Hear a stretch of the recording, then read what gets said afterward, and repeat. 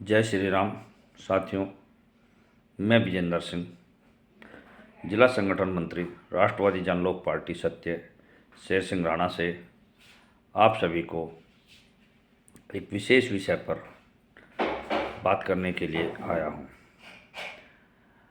आज देश के अंदर कुछ राजनीतिक लोग अपने आप को सुर्खियों में बनाए रखने के लिए इस तरह की बातें करने लगे हैं जिससे समाज के अंदर विद्वेष पैदा होता है।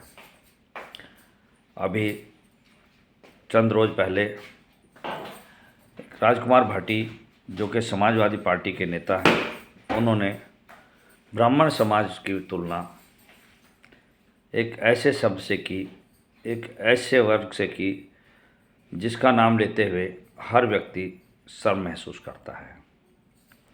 उन्होंने ब्राह्मण समाज की तुलना जिस वर्ग से, जिस कार्य के करने वालों से की, मैं समझता हूँ कि राजकुमार भाटी जी की मानसिकता बहुत छोटी हो चुकी है। और यह छोटी मानसिकता राजकुमार भाटी जी की नहीं है, यह छोटी मानसिकता है पूरी समाजवादी पार्टी की। यह छोटी मानसिकता है समाजवादी पार्टी के तमाम कार्यकर्ताओं की, क्योंकि उन्होंने इस शब्द को सुनकर, ऐसे उनके अनलग्न शब्दों को सुनकर, उनके अनलग्न बातों को सुनकर कोई प्रतिक्रिया नहीं दी। उन्होंने राजकुमार भाटी जी के प्रति कोई एक्शन की मांग नहीं की। यह समाजवादी पार्टी की छोटी मानसिकता का परिचायक है। आप जानते हैं समाजवादी पार्टी की मानसिकता कितनी खराब है। समाजवादी पार्टी के राष्ट्रीय अध्यक्ष माननीय अखिलेश जी, जो कि भूतपूर्व मुख्यमंत्री भी रह चुके हैं हमारे प्रदेश में, उन्होंने अभी चंद दिनों पहले रमज़ान के दिनों में वाराणसी में कुछ मुस्लिम युवकों ने माँ गंगा के अंदर बनारस में इफ्तार पार्टी की। उसके बाद जो मांस के हड्डियाँ थी, टुकड़े थे, वो गंगा जी में फेंक दिए। उस पर सरकार ने संज्ञान लिया, उनको गिरफ्तार किया गया। तो माननीय अखिलेश यादव जी, जो कि राष्ट्रीय अध्यक्ष हैं समाजवादी पार्टी के, उन्होंने उसमें भी उन युवकों का बचाव किया जिन्होंने माँ गंगा को अपवित्र करने का कार्य किया था। तो यह हम लोग अच्छी तरह समझ सकते हैं कि जिस पेड़ की जड़ ही इतनी खराब हो, उस पेड़ पर लगने वाले फल तो अवश्य ही खराब होंगे। जिस पेड़ को सींचा ही गंदे पानी से जा रहा हो, जिस पेड़ के नीचे बैठने वाले को केवल जहरीली हवा ही मिल सकती हो, तो उस पेड़ पर लगने वाले फल भी जहरीले ही होंगे। मैं इस विषय पर आप लोगों से बात कर रहा हूँ।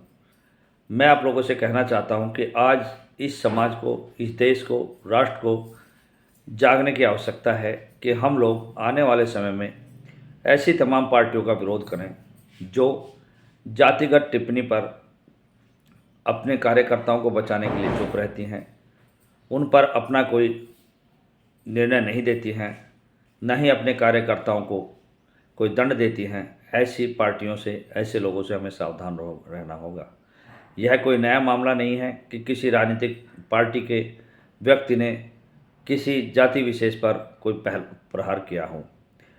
आप सभी ने देखा होगा कि 2024 के चुनाव से पहले भी एक पुरुषोत्तम रूपाला, जो कि गुजरात से आते हैं, वर्तमान केंद्र सरकार की पार्टी के सदस्य, सांसद रहे, फिलहाल भी शायद सांसद हैं, उन्होंने राजपूत समाज पर अभद्र टिप्पणी की, जिसके विरोध में राजपूत समाज सड़कों पर उतरा। राजपूत समाज ने रूपाला के इस्तीफे की मांग की, राजपूत समाज ने पार्टी से उसे हटाने की मांग की, लेकिन भारतीय जनता पार्टी ने अपनी मानसिकता का परिचय देते हुए रूपाला पर कोई एक्शन नहीं लिया, कोई कार्रवाई नहीं की। न ही भारतीय जनता पार्टी के उस समय के वर्तमान अध्यक्ष, राष्ट्रीय अध्यक्ष जेपी नड्डा जी, उस समय भारत के महामहिम जाने जाने वाले, जो कि अपने आप को एक महामानव के रूप में पेश करते हैं विश्व के अंदर, आदरणीय मोदी जी, और भारतीय जनता पार्टी के चाणक्य कहे जाने वाले आदरणीय अमित शाह जी, जो कि देश में भारतीय जनता पार्टी को चला रहे हैं, इन लोगों ने किसी भी तरह का कोई अपना वक्तव्य नहीं दिया और न ही राजपूत समाज से किसी मंच से माफ़ी मांगी कि हमारी पार्टी के व्यक्ति के द्वारा यह शब्द कहे गए, उसके लिए हम दुखी हैं। इसका ही नतीजा हुआ कि 2024 के चुनाव में जहां भारतीय जनता पार्टी 400 का अपना वार्ड का टारगेट लेकर चल रही थी, 400 सीटें जीतने का लक्ष्य लेकर चल रही थी, वहां पर वह केवल 240 सीटों पर सिमट गई। अगर उसी समय भारतीय जनता पार्टी ने अपने डैमेज कंट्रोल किया होता तो शायद यह स्थिति नहीं आती और पार्टी कम से कम 300 सीटों पर विजय प्राप्त करती। लेकिन ये पार्टी अपने एक छोटे छोटे कार्यकर्ता को बचाने के लिए पूरे समाज का अपमान करा देती हैं, उस पर कोई एक्शन नहीं करती हैं। ऐसे में मैं आप सभी से कहना चाहता हूं कि आप सभी लोग अपने आप को मजबूत करें और जो पार्टियां इस तरह का जाति सूचक शब्दों का इस्तेमाल करती हैं, समय समय पर विभिन्न जातियों का नाम ले लेकर उनका अपमान करती हैं, ऐसे लोगों को नकारें आप और एक राष्ट्र को एक गति देने वाली पार्टी जो कि राष्ट्र के अंदर समानता का कानून लाना चाहती है, जो समानता का व्यवहार लाना चाहती है, जो सभी के अंदर एक भारत, एक राष्ट्र, एक जाति, एक विषय पर काम करना चाहती है, ऐसी पार्टी राष्ट्रवादी जनलोक पार्टी सत्य शेर सिंह राणा जी के साथ खड़े हों। हम सभी आपका स्वागत करते हैं और ऐसी छोटी मानसिकता के लोग, चाहे वह किसी भी पार्टी के लोग हों, उन सभी को नकारने का प्रयास करें। अभी आप जानते हैं वर्तमान में एक आज़ाद समाज पार्टी है जिसके एक नेता हैं जो समय समय पर हिंदुओं के विरोध में बोलते रहते हैं, जो समय समय पर अपनी जाति का नाम लेकर हिंदुओं का विशेष विरोध करते हैं, लेकिन जब दूसरे वर्ग के लोग, दूसरे धर्म के लोग उनकी जाति का अपमान करते हैं, उनकी जाति की बेटियों को कुछ कहते हैं तो वह शांत हो जाते हैं। ऐसे लोगों से भी हमें सावधान रहना है। यह सभी लोग भारतीय जनता पार्टी के बी टीम हैं, भारतीय जनता पार्टी की बी टीम के रूप में काम करते हैं, चाहे वह असदुद्दीन ओवैसी हो, चाहे वह आज़ाद समाज पार्टी के चंद्रशेखर रावण हो। यह लोग समय समय पर देश के अंदर इस तरह की बयानबाजी करते हैं जिससे समाज के अंदर आपसी मतभेद बढ़े। ऐसे लोगों से हमें सावधान रहना है। मैं आप लोगों से एक बार करना चाहूँगा कि किसी भी कार्य की अति क्षति का कारण बनती है।